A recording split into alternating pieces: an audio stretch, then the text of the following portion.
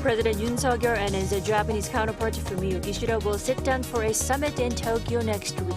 And that will be the first bilateral presidential trip to Japan for a South Korean leader in 12 years and follows Seoul's call to use its own fund to compensate Korean victims of Japan's wartime forced labor. North Korean leader Kim Jong-un oversaw fire assault drills with his daughter on Thursday, stressing the need to respond to any war preparations by the enemy. On the same day, the regime also fired a short-range ballistic missile towards the East Sea, all coming ahead of a series of Seoul-Washington joint drills.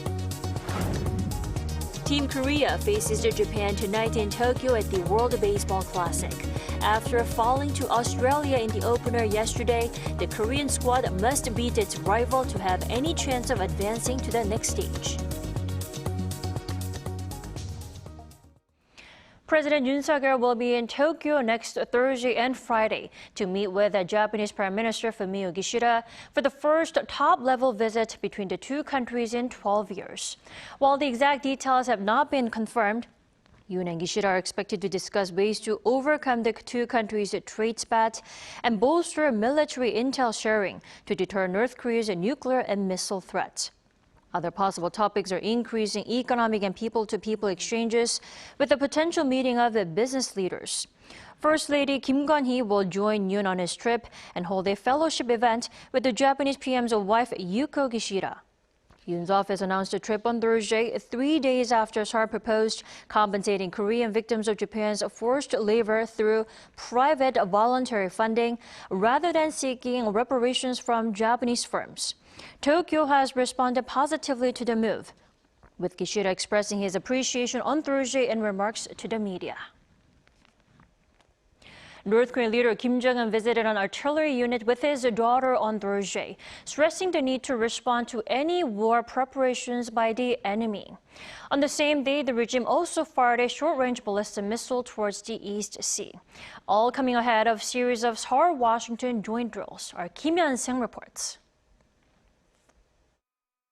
North Korea's leader Kim Jong-un supervised artillery training on Thursday, according to North Korea's state news agency Korean Central News Agency on Friday. Kim visited the Hwasong artillery units on the western front lines to give hands-on guidance. He reportedly said that they must grow and maintain their power to overwhelmingly counteract and suppress the enemy's war preparations. It's possible that he's referring to the Seoul-Washington joint military exercises, as the allies from next week will hold their biggest drill in years, dubbed Freedom Shield. Kim reportedly also took his daughter Kim Ju-ae to the artillery training. She's already appeared by her father's side during several state events this year. The news agency's report follows North Korea's missile firing on Thursday. South Korea's Joint Chiefs of Staff said on Thursday that at around 6:20 p.m., North Korea fired a short-range ballistic missile into the waters west of the Korean peninsula. The South Korean military is also looking into the possibility of North Korea firing multiple projectiles that day. And from the newly released photo from North Korea, it looks like at least 6 artillery vehicles fired projectiles. It's also noteworthy that North Korea chose to fire off to the west coast rather than the east. It's the first time in 4 months that the North has fired a short-range ballistic into the West Sea, as the East Coast is their usual choice for missile firings. This latest provocation also marks their 4th confirmed missile firing this year. Kim Hyun-sung, Arirang News. Now, over in Ukraine, Russia has unleashed massive airstrikes across Ukraine, killing at least 6 civilians. Russia says the attacks were in response to a border incursion last week that Moscow blamed on Kyiv. Our Lee Seung-ja has more. Black smoke billows from the early morning sky in Kyiv, where air raid warnings have been blaring all night. Residential buildings and everything in sight have been destroyed. This comes as a wave of more than 80 Russian missiles struck cities across Ukraine, including the capital, the Black Sea port of Odessa, and Kharkiv, killing at least 6 civilians. The Zaporizhzhia nuclear power plant, which is still occupied by Russian forces, temporarily lost power amid Thursday's massive airstrike, with several other regions throughout the country also left without electricity. According to Moscow, the airstrike is in response to the border incursion last week that Moscow has blamed on Kyiv. In response to terrorist acts in the Bryansk region on March 2nd, organized by Kyiv, the Russian armed forces have dealt a massive retaliatory strike. The Kremlin says it used high-precision long-range air, sea, and land-based weapons, including the Kinzhal hypersonic missile system, to hit Ukrainian military infrastructure, military-industrial complex enterprises, as well as energy facilities that provide them. Meanwhile, the UN has called on Russia to extend the Black Sea grains export deal, with negotiations set to take place in Geneva next Monday. While the Russian government confirmed the meeting, Russia's top diplomat Sergei Lavrov said Thursday that it would be quite complicated for Russia to renew the deal. Lavrov says the deal, which has been renewed once before, was being half fulfilled due to Western sanctions blocking the export of Russian fertilizers, which are also covered under the agreement. The agreement must be renewed by March 18th, with the UN and Ukraine hoping to get a deal in place in order to ease the global food crisis. Lee Seung-jae, Arirang News. U.S. President Joe Biden seeks a record level of military spending for next year, focused on countering China and Russia. According to its budget proposal released on Thursday, the Biden administration requesting $842 billion for the Defense Department, a 3.2% increase from 2023. The budget seeks to, quote, outcompete China and proposes putting $9.1 billion into the Pacific Deterrence Initiative, aimed at protecting its allies and defending U.S. interests in the region. The funds will be also used to modernize America's nuclear deterrent capabilities, support Ukraine forces, and counter Russian cyber threats. This military spending will be part of a $6.8 trillion budget proposal that's focused on reducing the deficit and raising taxes on the rich. Chinese President Xi Jinping's third term as president is highly likely to be formalized today, making him the first Chinese leader to serve 3 terms. The official appointment by China's rubber stamp parliament at the Great Hall of the People will come after he secured another 5 years in office as head of the Communist Party in October last year. The Congress will vote on Xi's third term, with all eyes on whether he can secure unanimous consent, which he did back in 2018. Li Chang, the second most powerful person in the party, as well as a close ally of Xi, will officially begin his role as the country's new premier on Saturday.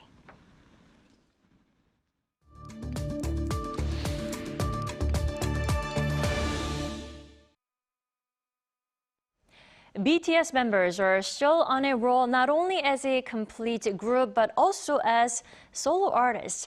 All 7 members were reunited in brick form last week, with the BTS Lego being released globally. For more, we're joined by Professor Sirabel Seiji from Busan National University. Welcome to the program. Thank you for having me. Good morning. BTS Lego sold out within 30 minutes of release in the United States. How significant is that? I mean, what does it say about them as a group, even in this situation when they're not together as a team?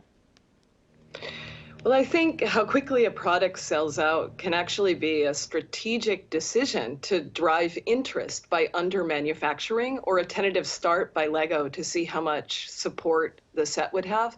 But the warm reception does indicate BTS's ongoing popularity in the US and around the world. I think this Lego set, it was actually designed by BTS fans. It's adorable. It's a worthy collector's item. And many fans have raved about the attention to detail in the set. I also feel like at this time period when you can't see all 7 members together, the tactile ability to recreate scenes from Dynamite must be warming some hearts. We've also seen that Lego's looking for growth in all sorts of ways in recent years, and growth into new markets through the devotion of BTS fans is certainly one strategic approach. Reviews of the set have discussed that it's not particularly difficult to build, which is perfect for introducing new fans to Lego. And certainly we've seen that BTS has been successful with past games like BTS World and BTS Universe. But I do have one hesitation, and that is I wonder about the endless non-musical merchandising of BTS, I hope that during military service, their brand doesn't become more associated with commercial products than music. Right. Thanks for pointing out the concern. And members of the BTS are just as active now as a solo artist. Jimin and J-Hope releasing solo work and albums, and V now working on a TV show. What does it say about them taking different paths in various fields? I mean, what are they proving or trying to prove? Is there a specific reason, do you think, Professor? Well, I think the members of BTS are all really highly creative artists. And of course, they loved working together as a group of 7. But all of those constant activities made it harder for them to explore their own interests and try new things. And so right now, it's really wonderful to see them acquiring new skills, new experiences. And I believe that all of that will come to enrich BTS as a 7-member group when they come back together in 2025. Right. Exploring new experiences and fields is exactly what they said when they announced the hiatus as a group. So, yeah. And as we have just discussed, the members are taking different directions in their careers. Jimin is serving in the military. He will soon be joined by, Jin is serving in the military, excuse me, and he'll be soon joined by J-Hope. What will happen during the break from the entertainment field? Will they be completely out of the spotlight until they're done with their duties? What do you think? Well, I don't think that either their company or their fans will allow them to be forgotten. Now, in the last week, we actually heard Bang Si-hyuk sounding very worried about the future of K-pop, but I actually am not worried about what's going to happen while BTS is fulfilling their service. I believe that there are almost countless other amazing artists in Korea that audiences can discover.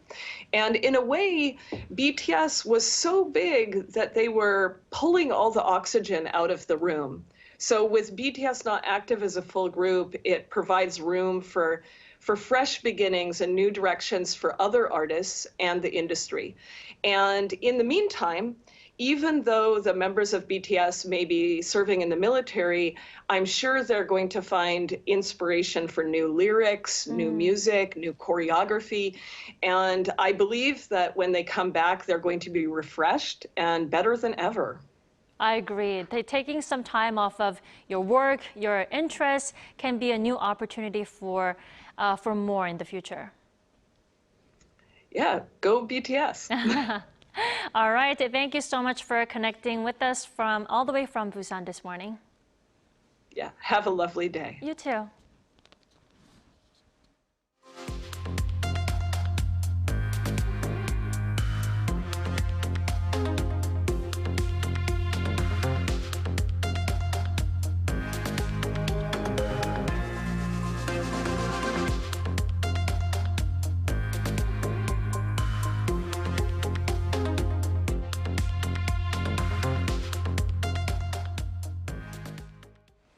A big day for Team Korea at the World Baseball Classic. The Korean squad will face Japan tonight in Tokyo. With the loss against Australia in the opener yesterday, Korea must beat Japan to have a chance of advancing to the quarterfinals. Our Shin Se-byuk reports. South Korea opened its World Baseball Classic campaign with a loss to underdogs Australia, going down 8-7 at the Tokyo Dome on Thursday. The two teams traded zeros for the first 3 innings. But Australia broke the deadlock in the top 4th against starting pitcher Ko Young-pyo. During the 9 innings, Australia pounded out 10 hits with Tim Connolly, Robbie Glendening, and Robbie Perkins each going deep. With the top 2 from each of the 4 groups of 5 teams moving on to the quarterfinals, a win against Australia would have greatly boosted Team Korea's chances. With the opening win in Pool B, Australia is now well positioned to grab one of the tickets to the quarterfinals along with Japan. South Korea, on the other hand, now faces the daunting task of beating world number 1 Japan on Friday to have any chance of advancing.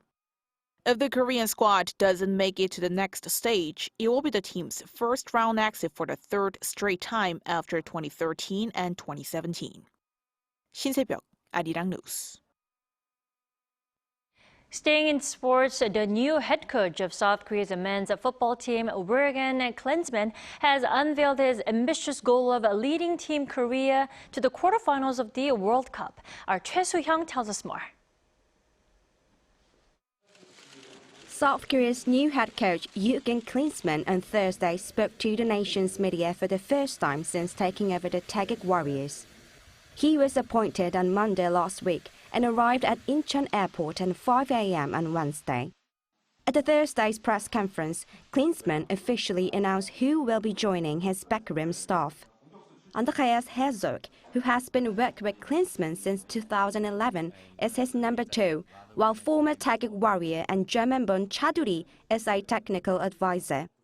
Michael Kim, who was part of Paolo Bento's staff, joins as a coach as 2 Italian Paolo Stringara, while Andreas Kupke is goalkeeper coach and Werner Luthard is fitness coach. Following questions about the specific tactics he will use, Klinsmann said that he respects Paolo Bento's ideas, the former manager, and he plans to communicate closely with players.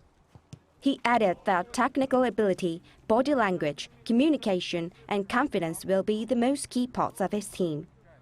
Moreover, as a legendary striker, he said that he will lead the team by attacking.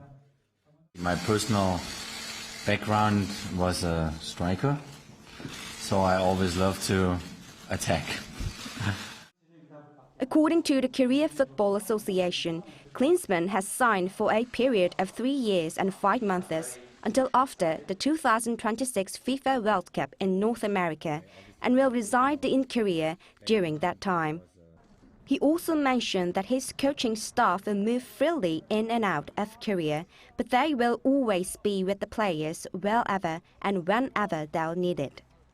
He said that he knows how to bring a confident energy and strong belief to a team, and has set a short-term blueprint to win the AFC Asian Cup in Qatar next January.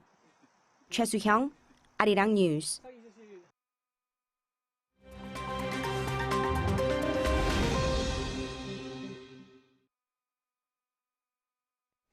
For a look at the news from around the world, we now turn to our Matthew Ashley joining us here in the studio. Good morning, Matthew. Good morning, Dami. Let's start in Israel. A gunman has been killed while carrying out what Israeli officials are calling a terrorist attack. Well, that's right. At least 3 people were shot and wounded, with 1 in critical condition during the attack in the capital of Tel Aviv on Thursday evening local time. Now, the gunman was identified as a 23-year-old Palestinian man with links to the militant group Hamas. According to reports, the attacker was shot dead by Israeli security forces after he opened fire in the crowded Dizengoff street, a street known for its restaurants and markets. Now, the shooting occurred just a few hours after 3 Palestinians were killed in a shootout with Israeli troops in the West Bank. The past year has been marked by a surge in violent conflict in the region. Now, moving on to Nigeria, at least 6 people have been killed and several injured after a train crashed into a public bus in the city of Lagos on Thursday local time. All of those who died were bus passengers, and at least 80 people were rescued from the bus wreckage. According to local officials, the crash occurred when the bus driver transporting government staff to work tried to outrun a train signal. Accidents from drivers not following traffic rules are common in the country, this in spite of newly introduced penalties for traffic violations. Taking a look at Latvia now, where cars confiscated from drunk drivers are being donated to Ukraine to aid its war effort. Now, the first consignment of cars started their journey to the Ukrainian border on Wednesday local time. The move comes after Latvia changed a law allowing the government to confiscate vehicles from drivers with alcohol levels 3 times the legal limit and above.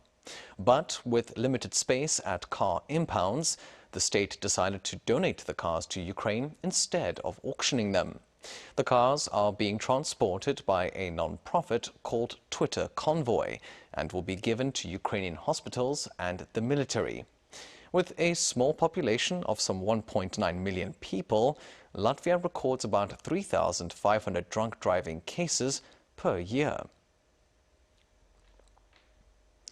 And finally, the French women's national football team has sacked its manager just 4 months before the World Cup. Corinne Diacre's sacking was announced by the French Football Federation on Thursday local time over what it called irreversible problems. It comes amid a series of recent resignations from the national team by high-profile footballers, this including captain Wendy Renard.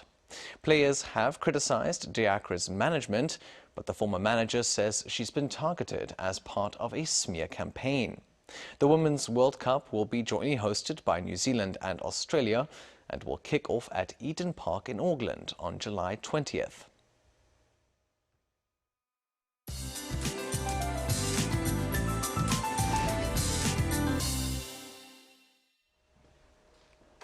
Good morning. It's quite a foggy start to the day for those in West Coast regions, with a reduced visibility alert issued for Incheon, Gimpo, Jeju, and Busan international airports. So please drive safely during the earlier part of the day. Meanwhile, dry advisory for the east of Gangwon-do and most southeast regions remains in place. Making matters worse, west of central regions and Jeju are dealing with high levels of fine dust on this fine spring day. And it looks to be the warmest day of the season today, with highs to reach early summer-like levels in some parts of Korea. Seoul sees highs jumping about 10 degrees higher than yesterday, which was unexpectedly murky and breezy all day. This afternoon, Seoul and Chuncheon will be topping out at 22 degrees Celsius. Gwangju will see a high of 26 degrees under sunny skies nationwide. Then a nationwide mix of rain and snow on Sunday will put the brakes on the unusually warm temperatures, so puffer jackets will be needed for Monday's morning commute, going down to just -2 degrees Celsius here in the capital. That's Korea for you, and here's a look at the international weather conditions.